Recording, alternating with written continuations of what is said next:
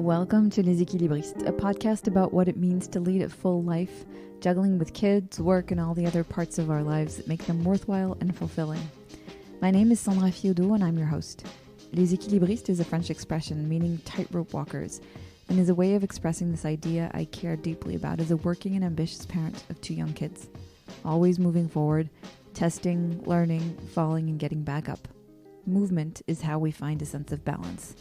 I'm on a mission to reconsider the way we think of work-life balance and constantly looking for a more accurate way of coining a topic I'm passionate about. These discussions span many topics, from the most intimate to company and public policies.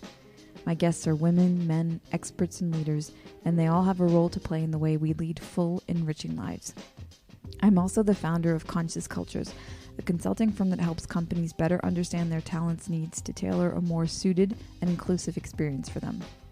We're here to explore together, and I would love to hear from you. Feel free to email me with suggestions, comments, ideas at Sandra, S-A-N-D-R-A, at conscious-cultures.com. You can also check out my Instagram and LinkedIn accounts and stay in touch there. Now let's get to today's episode.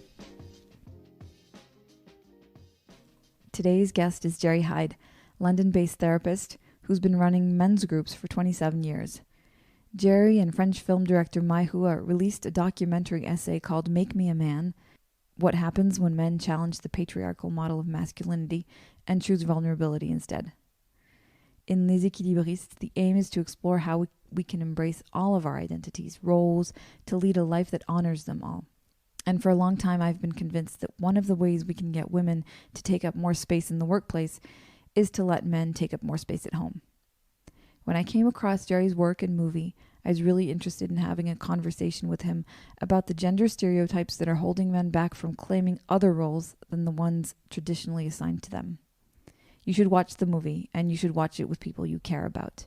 And this conversation goes beyond the movie, discussing work-life balance with a welcome perspective on just how recent all of these discussions are and how intense the pressures are for modern-day humans trying to make it all work. I hope this conversation is as thought-provoking to you as it was to me. Salut mes équilibristes. Cette interview, ça faisait un moment que je rêvais de la faire.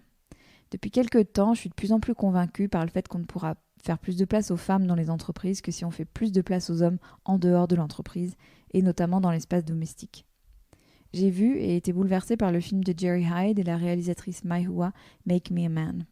Jerry est un thérapeute britannique qui mène des groupes de parole pour hommes depuis 27 ans. Dans le film, ils explorent le modèle patriarcal de masculinité et ce qui se passe quand les hommes choisissent plutôt la vulnérabilité. Le film est le point de départ de notre conversation qui va bien au-delà pour discuter en particulier de la notion d'équilibre des temps de vie. Jerry apporte une perspective et une hauteur bienvenue sur le sujet en rappelant à quel point il est récent et à quel point la pression qui pèse sur le modèle de famille nucléaire est forte. Nous sommes en transition entre un ancien modèle et un nouveau modèle encore à inventer. J'espère que cette conversation vous marquera autant que moi et je vous souhaite une très bonne écoute.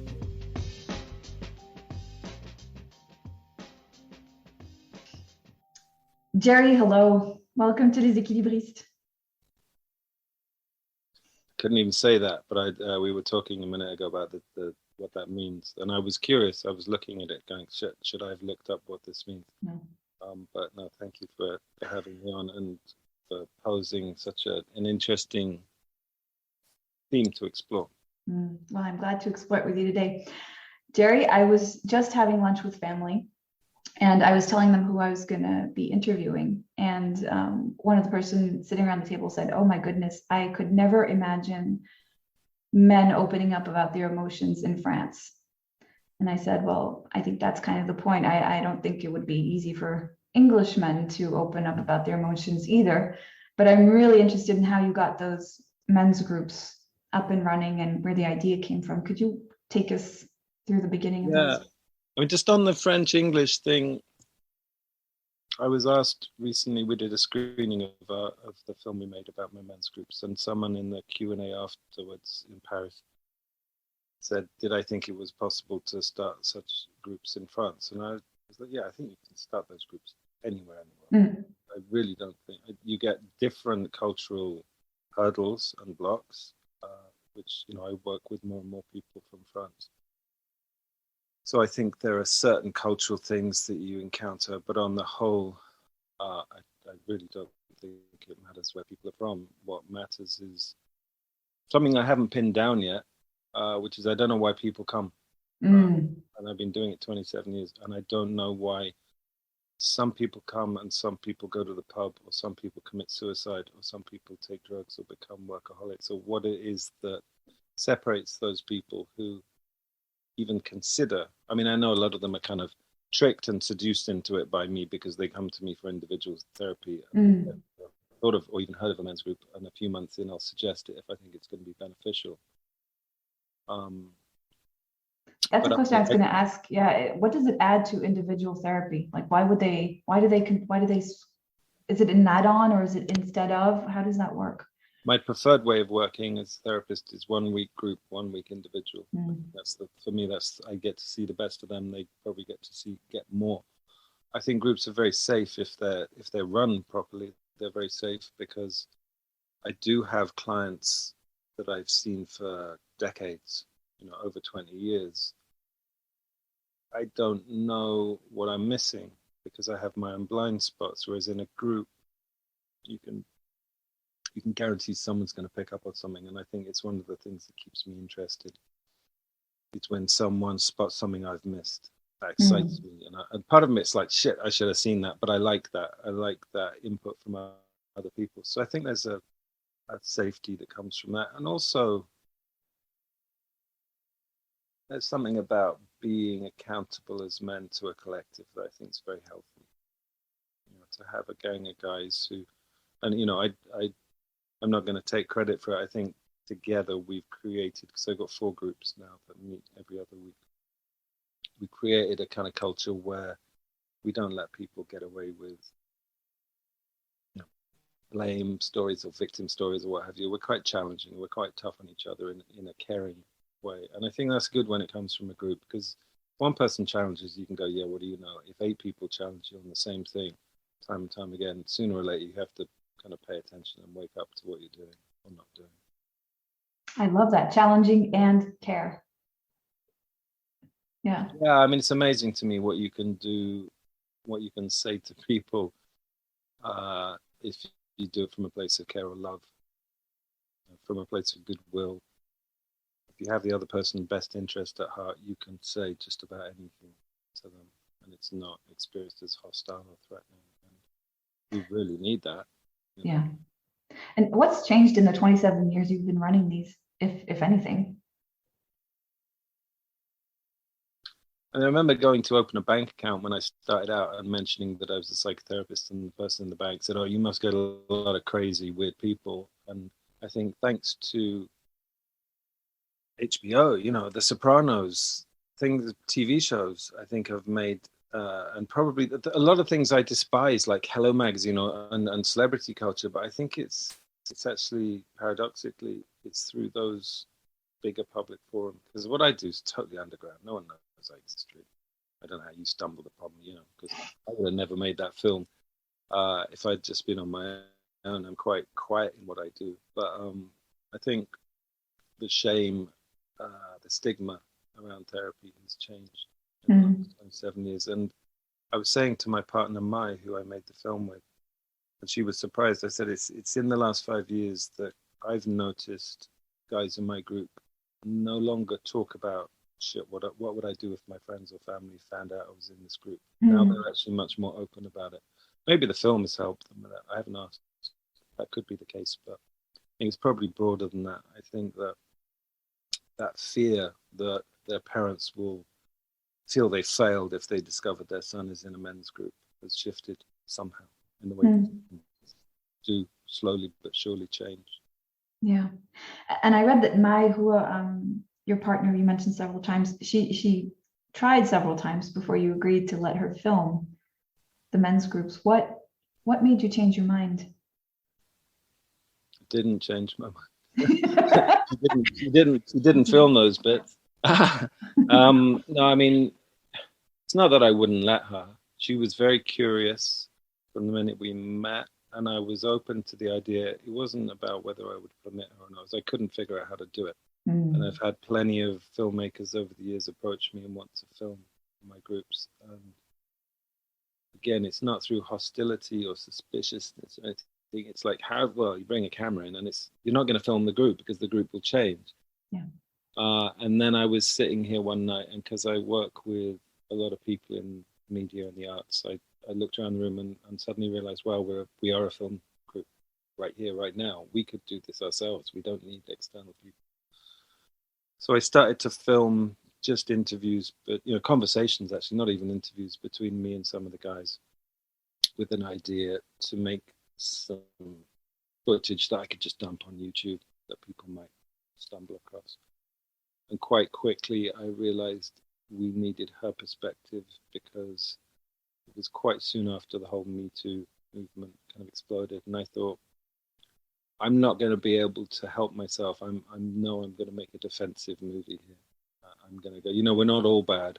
I come from that point of view, and I didn't feel that was useful, but I didn't know how to do it just as a man. So I invited her to come in. And so she was more part of the sculpting and the editing process rather than the actual filming, although we did go to France and film some footage of some of us walking, which was interesting in itself, because I thought, well, this will be, if I take him out of the therapy room and we just go for a walk, maybe she can film some interesting discussions before or after. And they didn't say anything till she went to bed. The minute she went to bed, they started talking. So I think there's something that's still a block, for,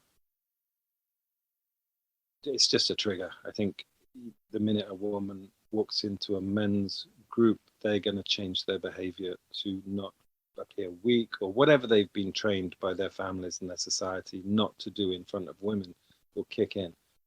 I mean, there's value to that if that was the theme of the group. And I ran a mixed group a few weeks ago,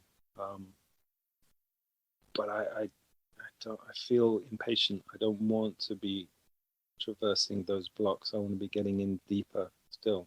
So there's time and place for different things to work with. Yeah. What's really striking in the movie is just how universal the themes are. It didn't matter that these men were men.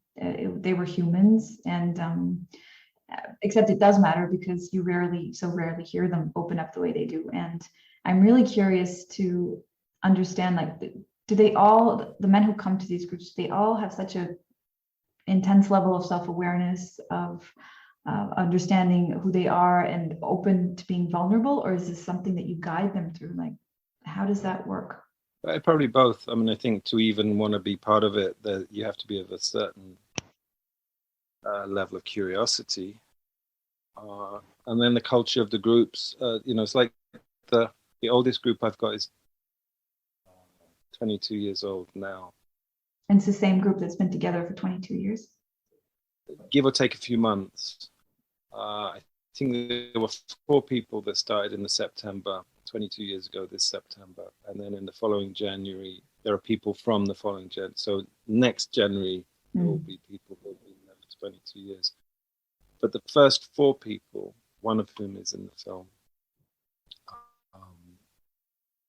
it's like their essence is still in the group. So I started very small. It was the first time I'd done it privately. I'd been running domestic violence perpetrators groups for a few years before then. I started small, and there's something in the intimacy of that group that, even though the original 4 members have since left, continues. Whereas the next group I started with 10 people. It's a different culture, that group. Each group has its own personality, but there's something in that intimacy of the first one, because it started small, that I think I can still feel it. But yeah, like I said, still don't know what brings people in. I'm also really curious to know about the reactions that you've had from women. I've had so many women who listen to my podcast, say, I wish I could get my husband or my partner or whatever to open up. Can't seem to get through to him. I wish I understood how this person works, etc. And so it feels like this movie is also, I'd be really curious to know, proportion of men and women watching the movie, and how this is helping also women understand men a little bit better, and maybe change the conversations that they're having? What's been your experience? What's the feedback you've been getting? I think I haven't got data to support this in a scientific way, but I think it's mostly women watching it and dragging. I may be being to some of their partners, but dragging men to the screenings or saying to them, "And you need to watch this." I think that's my feeling. The whole it's driven by women. Well, who cares? It doesn't matter to me. Really. Yeah. I'm not trying to change the world. These things happen slowly and in their own way. But as far as I'm concerned, if it inspires one man to question himself, or one man to go into therapy, or to start a men's group, then it's been worth the time and the energy to do it. We never did it so that we could buy penthouses and Porsches.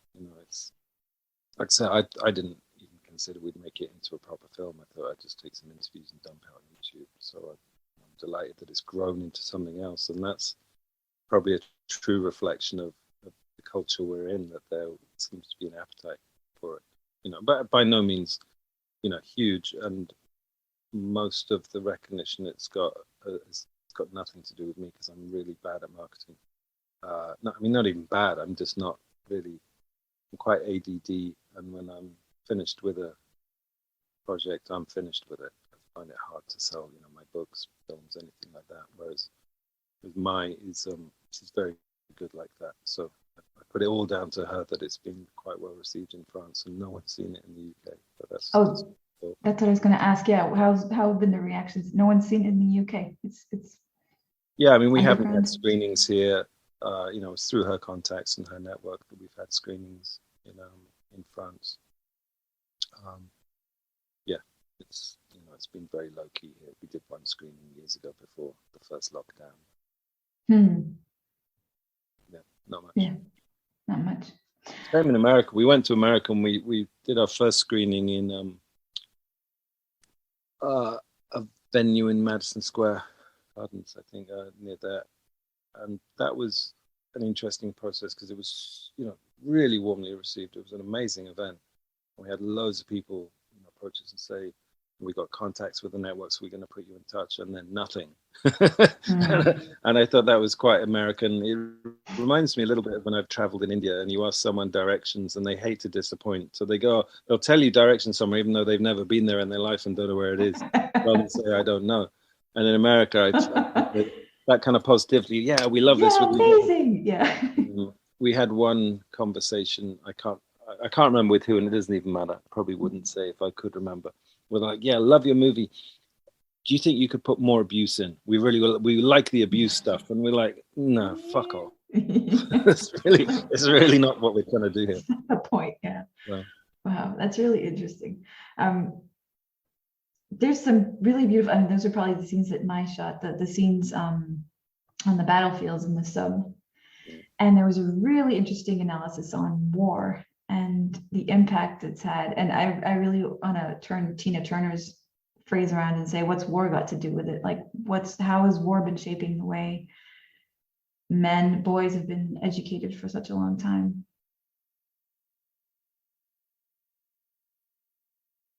It defined my life, even though I wasn't born, till 20 years after the end of the Second World War and 50 years after the First.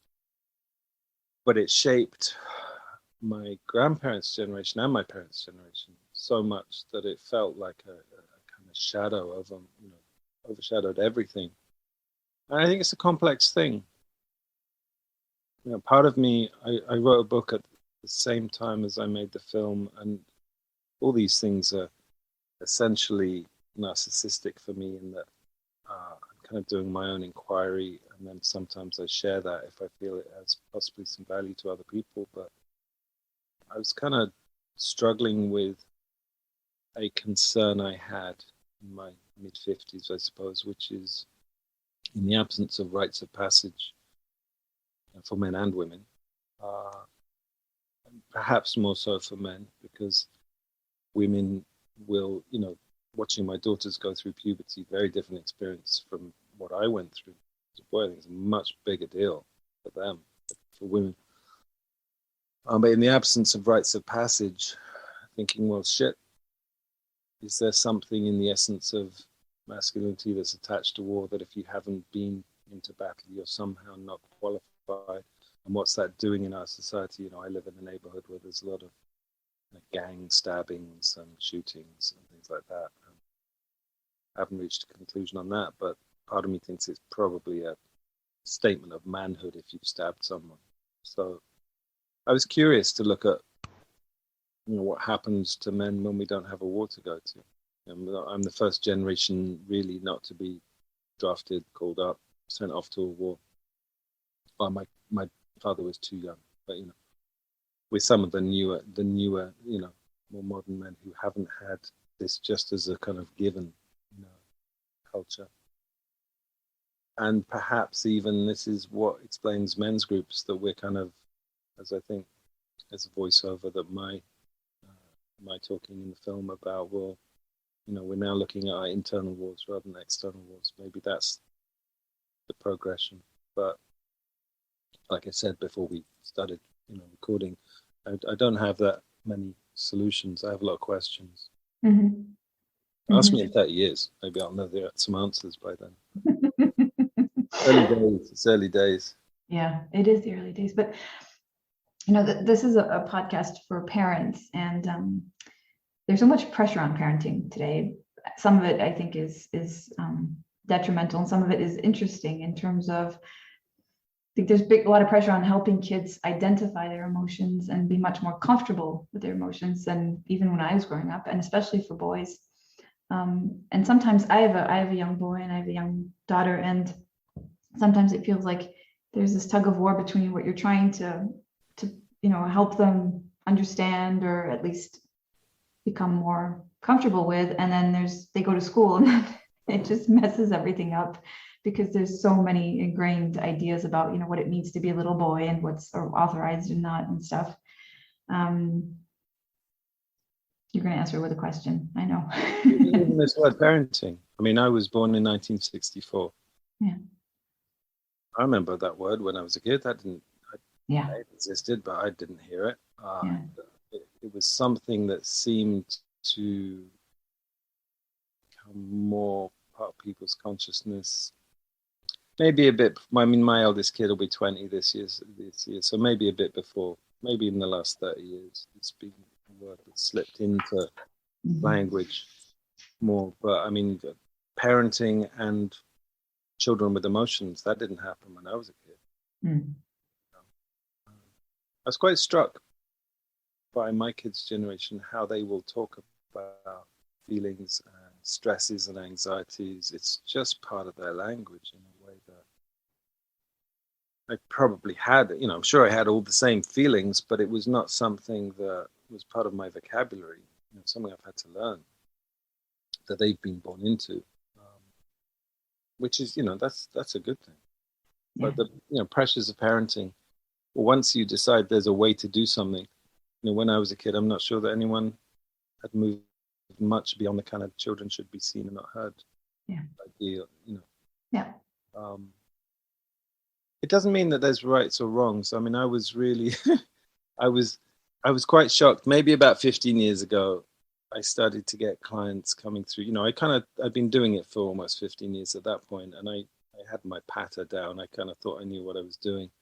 And suddenly I had a whole wave of clients coming through my practice, and I kind of sit them and go, I don't know what the problem is. I don't know. You're clearly messed up, but I don't know what the problem is. And these were kids of hippies.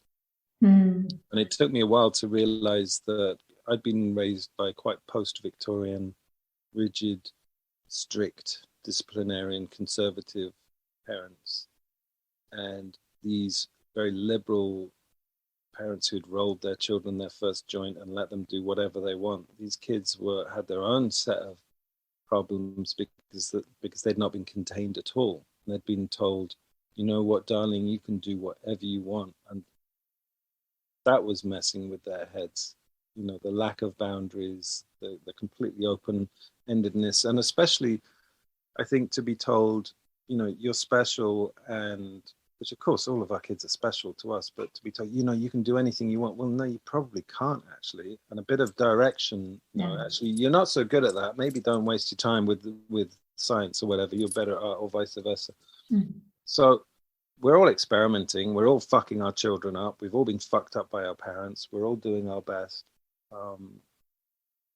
Yeah, but it's, you know, it's a whole different bag of stuff they've got to deal with. And like I said, I don't know that there's a right or a wrong. Mm. No, for sure. For sure. I mean, But there's definitely some wrongs. There's definitely some wrong ways to do it. But, you know, I don't know that there's the right way to do it. this the expression of parenting, that's so interesting that you pointed out that wasn't even a word before. No. Even a few years ago. I heard this, so my podcast about work-life integration, balance, harmony, whatever you want to call it, but I really heard an expression recently about it was that I thought was amazing. It's mothering out loud, with this idea that you know, making very visible the realities of responsibilities outside of the workplace. And I thought, you know, replacing mothering by parenting or fathering out loud would be probably not much more interesting, but a whole other area to explore. And I'm really interested always in how individuals can change at their level, but how corporations also need to change, and how can we help men father out loud? What does that even mean? I mean, the whole thing, I don't want to ignore that question, but the whole, it's so big, this question of work-life balance, that even to answer the question with any clarity feels difficult. It's what I was kind of semi-jokingly, but not really jokingly saying when I said at the beginning, as long as you don't expect me to have any solutions. Yeah. I think with all positive change, like if you win the lottery in the UK, they give you therapy, right? As part of the package, you get therapy. And I guess that's because someone down the line realized that even though that's mostly, I suppose, if you win a lot of cash, a good thing, it's going to mess with your head. I think with all positive change, there's not a downside. I don't want to label it as bad, but there's shifts that take a while for us to catch up with. And I think the shifts of the last century socially that have, you know, empowered people in all sorts of ways, given people more freedom of choice, means that women now can have careers. Whereas my mum, I don't know if she could have. She'd wanted a career. She was a stay-home mum and did some secretarial work, you know, to bring some more money in. But I don't know if she would have really had the opportunity that my daughters hopefully will have. That's all good.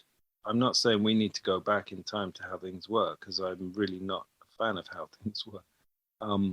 But I think we have to acknowledge in these big shifts that it takes a while to catch up. And so now you don't have the choice as a rule. Both parents have to, economically, have to go to work.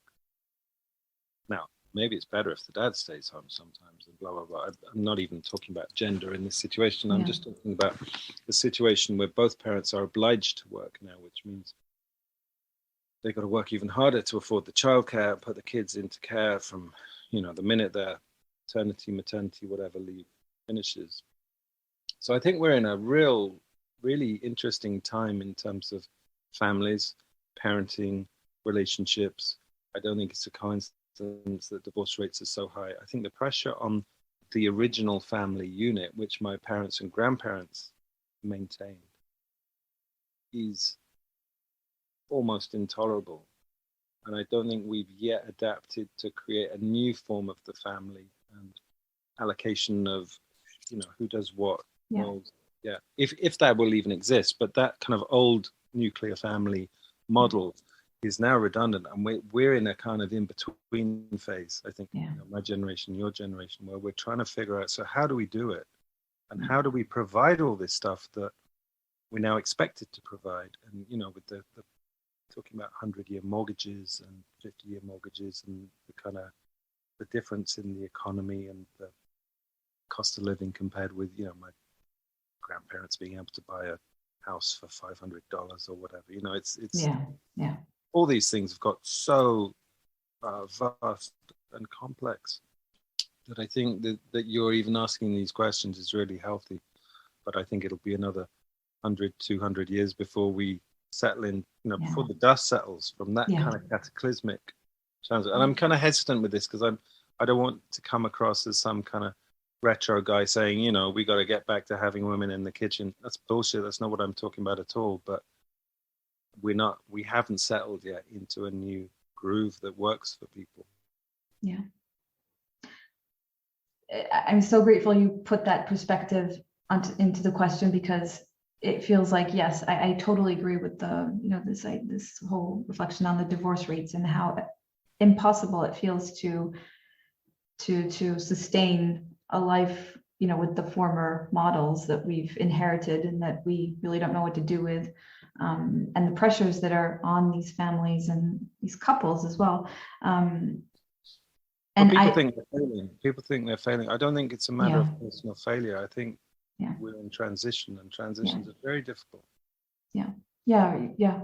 And I'm wondering if because I know in the work that I do, the pandemic has definitely changed the discussions that we're having today were absolutely unheard of even 2 or 3 years ago. Is it the same in your practice? Are you hearing different conversation? Are you hearing people voice different desires, different wants and needs than before the pandemic? There's a subtle shift. I think more people are considering how they want to live, whether they want to live in cities, whether they want to get out, whether they want to do an office job now that they've had a taste of working from home.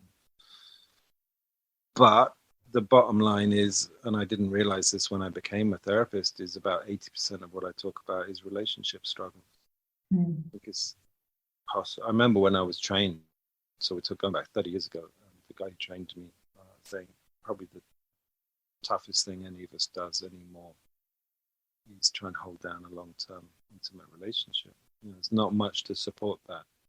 And there's some reality here, which is whenever you go back 5,000-10,000 years, whenever marriage was created, in the mostly kind of patriarchal system that it emerged from, people making a lifetime commitment, well, that didn't mean very much, because you were going to be dead in childbirth by the time you're 25, and I'd probably be dead trying to kill something to eat, or in battle, or some macho pursuit.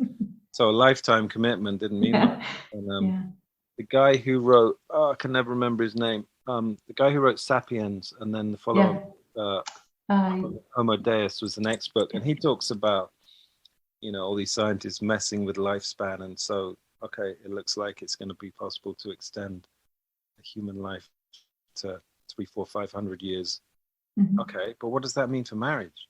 What does that mean for relationships? What, you're really going to hook up with someone and say, I promise to, love, honor, and obey you for 500 years? I don't think so. So all this stuff's shifting, and there was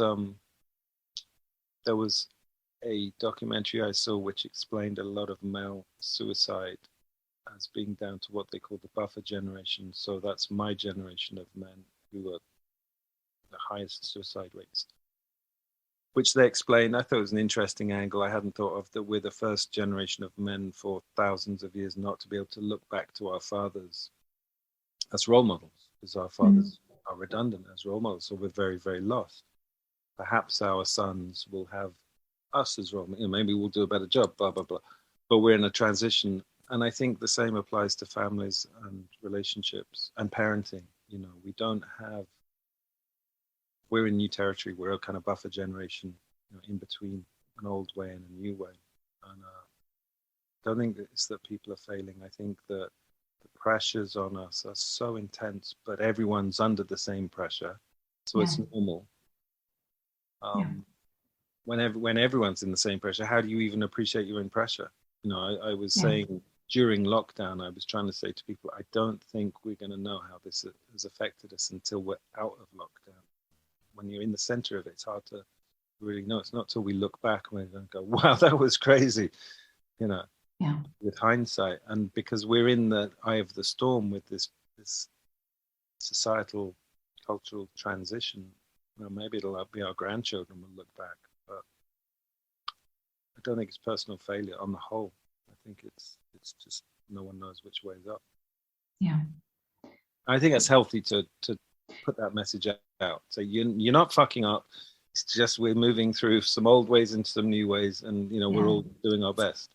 Yeah, it's that is extremely helpful, and it's interesting because like 95% of the people who listen to the podcast are women, but there are those 5% of men, and when they do write, it feels like either they don't feel authorized to be interested in the question of work life integration, whatever, or they feel like they don't have a say, like they don't have any, like they're interested but sort of on the sidelines, and like, okay, and I think putting it in the larger perspective of you can talk about this topic, you can say that you're interested in this, makes it less of an individual sort of struggle, as you were mentioning, and more of okay, this is a whole generational thing where we'd better speak up because we're stronger together, and we're more connected together, and we can find more solutions together than feeling isolated and lonely and failing and full of shame. So yeah, and to put it in a kind of realistic time frame, which is not, I don't mean to be complacent and go, well, there's nothing I can do about it, but women have got the vote and have rights that my grandmother, when she was born, that wasn't the case. Yeah. It doesn't mean you get paid the same as I might get paid if I went for the same job. Black people are no longer conventionally enslaved, but you look at the ratio of young black guys in prison in America who are, making all of our kitchen goods and shit like that. It's still black people working for nothing, making shit for mostly white people. So it's going to take a while. It's not as simple as, right, you got the vote now, everything's fixed. Yeah. And one last question on this topic, because I don't know if you've heard of this video. There's a video that went viral in France a few weeks ago. It was a few CEOs from top corporations in France that were being interviewed by a woman, and who asked them voluntarily questions that usually only female CEOs get asked, like, what's your morning routine? How do you deal with imposter syndrome? How do you deal with doubt? And so it went viral because people were like, oh yeah, only women get asked these questions, and that was the whole point of the video. But it was interesting because, why wouldn't we ask these questions? I mean, the whole morning routine thing maybe is a bit anecdotal, but dealing with doubt and wondering about imposter syndrome. I know tons of guys who deal with imposter syndrome. Why wouldn't we ask these questions to all humans and not say, we shouldn't ask these questions to women? I feel like we're kind of missing the point. We should ask these questions to everyone versus just women. What do you feel? First, have you heard of this video? Have you seen it? I haven't heard of it. I haven't heard of it, but my answer is kind of the same. Just because you're woke or politically correct, or even you've been raised, and taught these things, doesn't mean it's gone away. Yeah. It doesn't mean that the culture has changed. There was an amazing film. I mean, I'm going back 20 years ago now, but I still think it's relevant. A documentary they made in the UK. Can't remember. I wish I could remember what it was. I'd like to find it, but I can't. They took a black guy and a white guy, and they replicated a program format that they'd done, I think, in the 70s or maybe 80s. And they repeated it 20 years later. In the 70s or the 80s, whenever the first one went out, they sent these two guys out separately to apply for like bar jobs or flat shares. In the first one, the black guy was told to fuck off. We don't want your kind around here. White guy got the job, got the flat share. When they repeated it 20 years later, the black guy was told, oh, I'm really sorry, you'd have been perfect, but the job just went. And then they'd send the white guy in half an hour later and he'd get the job. Mm. So what they showed was racism hadn't changed. Yeah. Just people had learned politically correct language. Yeah. And I think that the same is true in misogyny. It's so deeply, we're up against at least 10,000 years of this shit. Yeah. It's so deeply, that's why I'm saying give it 200 years. And I don't mean that in a negative, no. I mean it in a realistic sense. I don't even know if that doesn't mean anything. What does that mean? 200 years. I don't know. It might be 1,000 years. It might be 50 years. I think it's easy for me to get despondent and negative. And then I do look back over the last 100 years in my grandparents' lifetime and think actually a lot of really positive things changed. But I think human beings can think, right, we've had, the sexual revolution, we've had the 60s, we've had the civil rights movement, blah, blah, blah. It's done. No, it isn't. That was just part of a stage of something that's still evolving. And like I say, there are complexities to any of these major social changes. I don't want to call them downsides because it sounds negative, but there's complexities that we're going to have to learn how to manage. Yeah. So our role as individuals in all of this is to keep showing up and to be patient. Is that to be curious? Yeah. Yeah. I'm really not particularly interested in solutions. I'm really interested in living a curious life. Yeah. That's probably the most important thing I've ever learned in therapy. So just to always have that sense of inquiry. What's really going on. I think we're going to leave it at that. Thank you so much, Jerry. Pleasure. I feel like we could talk for days.